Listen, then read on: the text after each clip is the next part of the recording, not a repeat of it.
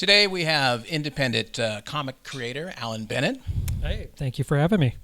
How did you get your start, Alan? I started working on comics back in like the late 90s or so with a friend of mine named Chuck Marrier with my very first comic called The Citadel. He helped me format the first book so I could see if I could actually do it. And then after that, I started looking at trying to get into it professionally. So what are you currently working on? Currently, I am working on a comic book character by the name of Corpse Cop. The whole zombie craze really started something new, so I wanted to kind of cash in on that one a little bit, but with a twist. A zombie who would basically kill other zombies because they're cutting into his food supply. Sounds interesting. Yeah. So tell me about some of the other comics that you've worked on. Over the years after the first Citadel book was actually printed up, I have ended up working with a couple different groups. I worked with a group down in Eugene for the Gilded Edges comic book 1 through 7.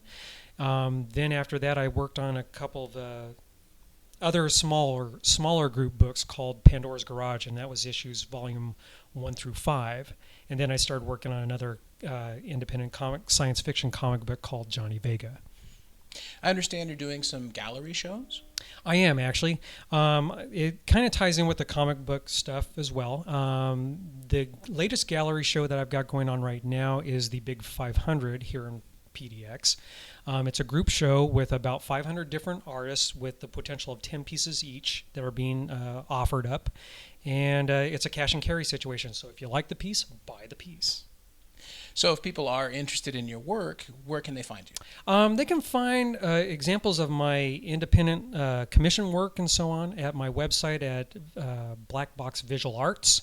You can also find my comic book work offered at a place called indieplanet.com. Just type in one of the titles, either Johnny Vega or Corpse Cop or Pandora's Garage, and it should pop up right away.